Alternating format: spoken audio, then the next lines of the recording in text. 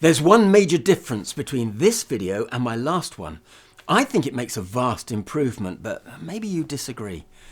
My last video was called 15 videos in, what have I learned? So it may seem a bit daft to call my next video 16 videos in, what have I learnt so far? On the other hand, you could look at this as part of a series. And if I can figure out how to do it, I'll try and put a link to that last one just so that you can compare them and see if this one thing is actually worth it.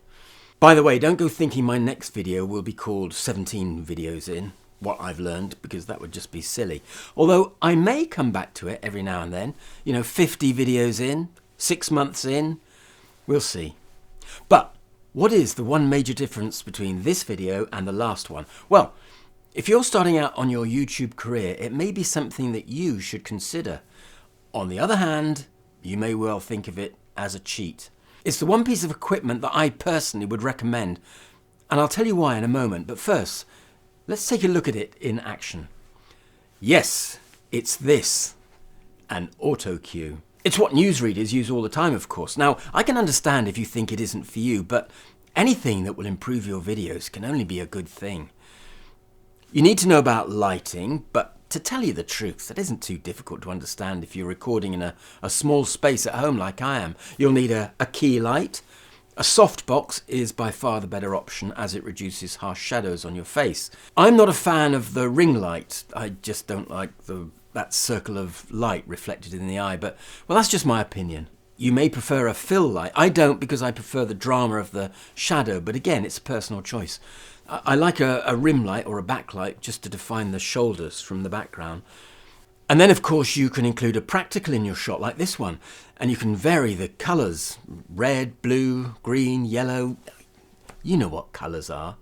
And then, of course, there's the inevitable coloured light for the background.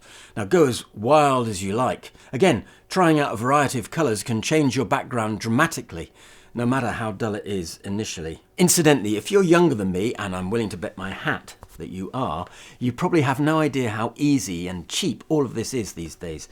In the old days, you needed filters on hot tungsten lights and, oh, I know, I'm just sounding ancient. You young people of today, you just don't know you're born. Anyway, back to the auto cue. I've had this one for years and they're not too expensive.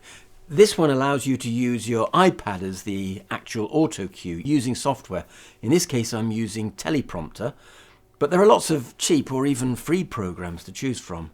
And what I like about this one is that it sits in front of the lens, so you're actually looking at the camera. As soon as you have something that is slightly to the side or beneath the lens, it takes your eye away from that direct contact. And if you've never used one before, the concept is simple but brilliant. Your script is reversed on your screen or tablet, and that sits in front of the lens. And then you have a piece of glass set at a 45-degree angle that reflects the words so that you can see it, but the camera, which is looking straight through it, can't. I mean, I'm sure with a macro lens, if I focus correctly, you might be able to see it, but you can't normally. Now, there has to be some blackout materials around the lens so as not to catch reflections, and that's it. You've seen them during live speeches too, when a speaker has a couple of panes of glass in front of them in the lectern.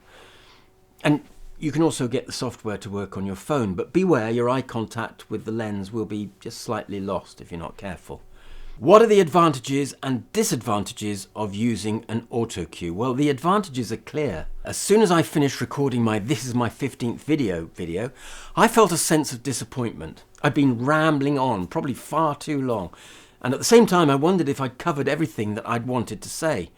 But with your script written out for you, you don't have that problem.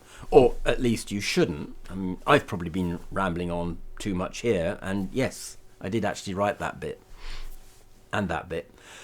But an auto cue gives you the opportunity to hone and shape your script so that you say exactly what you want to say. Spend time on the script, cut down on the recording time. But there are disadvantages too. For a start, you've got to get used to it. You'll need to practice and you need to know in advance where you want your pauses to be. Unless you get a fancy auto cue in which you control the speed, and they're not too expensive either. But beware. The fact that you can carefully craft your script can also be a disadvantage. You can spend far too long changing your script, a word here, a word there, and you have to get to a point where you actually just shoot it. Now, it isn't for everyone. You may well be the sort of person who far prefers having a few notes and you're naturally concise and accurate. I don't think I am. I do sometimes think I should learn an entire script because as an actor, it's certainly good practice because you get faster and faster the more of it you do. And I guess there's a combination, learn some of it based on your notes. But for me, most of us are looking directly at the camera anyway, so it seems crazy not to have my script right here where I can see it and you can't. So even as I was shooting my last video, I realized it wasn't just what's behind me in my videos that's important, it's what's in front of me, my trusty auto cue. Some things never change though. Just as I did in that non-auto cue video, you've got to the end of this video, so I beg you, please subscribe to my channel. Thanks. Oh God, what does that say? Oh, it's gone. It's probably nothing.